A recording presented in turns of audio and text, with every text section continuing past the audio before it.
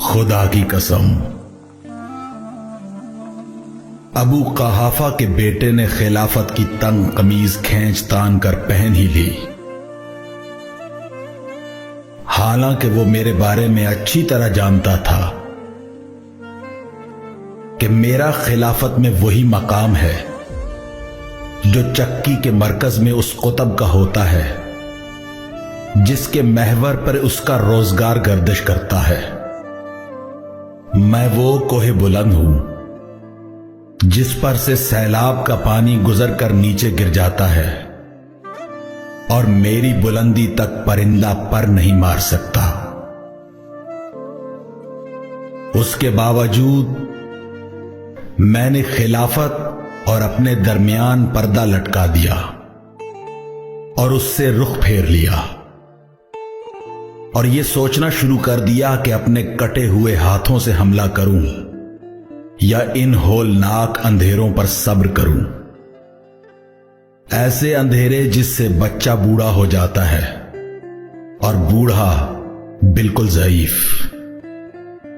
और मोमिन मुशक्कत करते करते अपने परवरदिगार के पास पहुंच जाता है। बिलाखिर मुझे इस अंधेर नगरी में सब्र करने में ही अक्लमंदी नजर आई, लिहाजा मैं सब्र करता रहा। हालांकि अंदोह की आंखों में खलिश थी और हलक में गम और रंज के फंदे लगे हुए थे।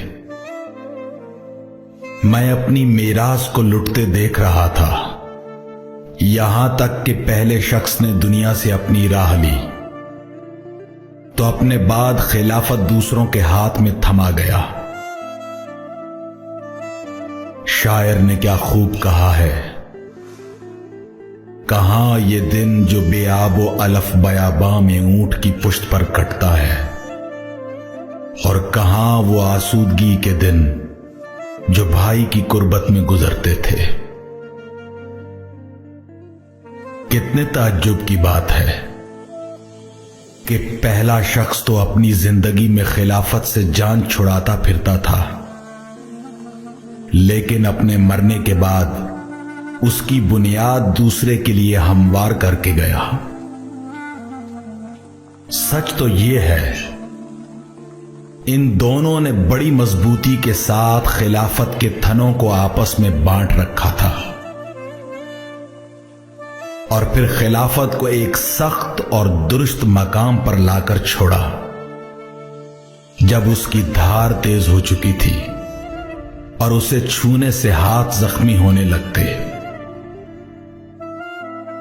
जहां कदम कदम में ठोकरें मुकद्दर थी और बात बात में मुआजरत,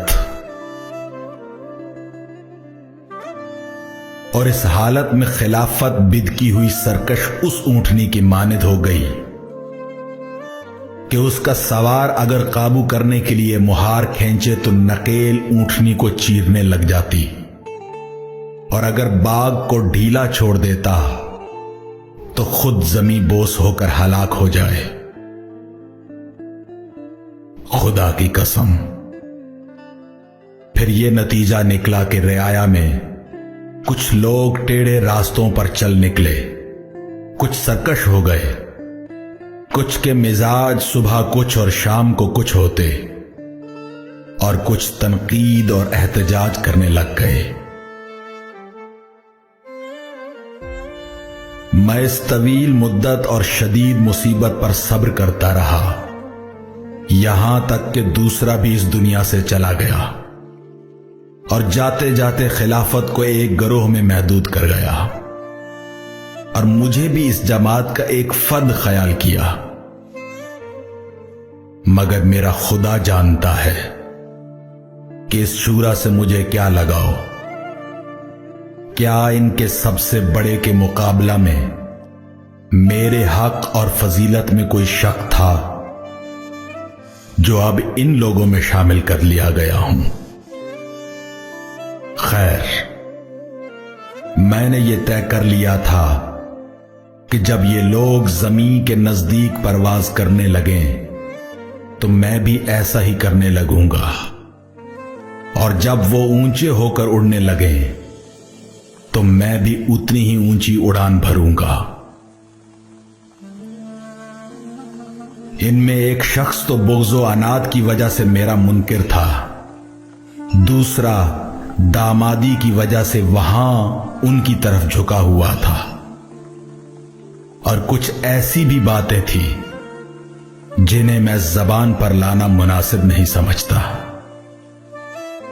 یہاں تک کہ اس قوم کا تیسرا شخص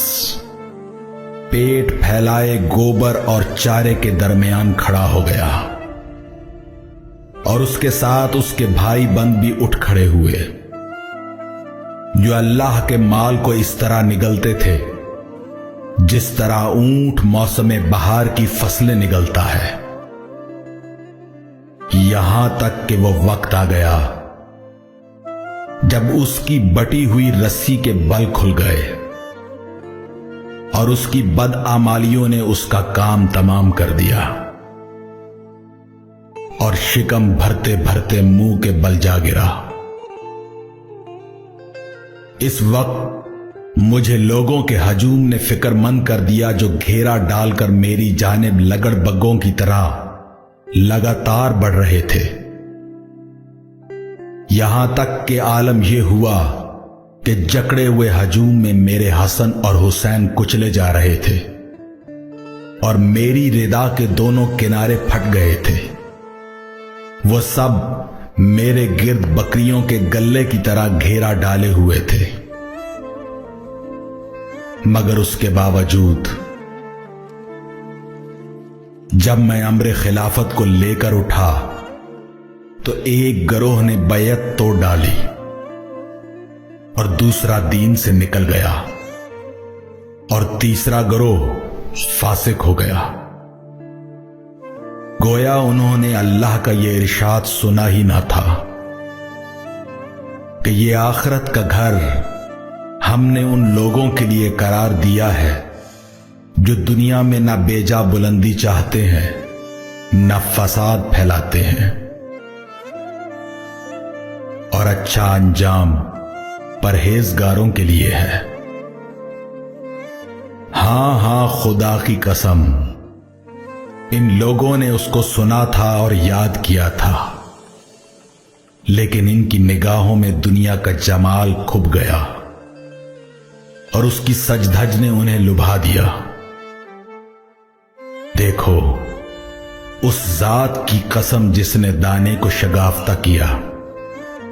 اور ذی روح چیزیں پیدا کی، اگر بیعت کرنے والوں کی موجودگی اور مدد کرنے والوں کے وجود سے مجھ پر حجت تمام نہ ہو گئی ہوتی، اور وہ عہد نہ ہوتا جو اللہ نے علماء سے لے رکھا ہے کہ ظالم کو پیٹ بھرتے اور مظلوم کو بھوکا سوتے دیکھ کر بھی علماء آرام سے نہ بیٹھے رہیں، تو میں خلافت کی باغ ڈور اسی کے کاندھے پہ ڈال دیتا اور اس کے آخر کو اسی پیالے سے سیراب کرتا جس پیالے سے اس کے اول کو سیراب کیا تھا، اور تم دیکھتے کہ یہ خلافت میرے نزدیک اتنی بے وقت ہوتی جتنی بکری کے لیے اس کی چھینک۔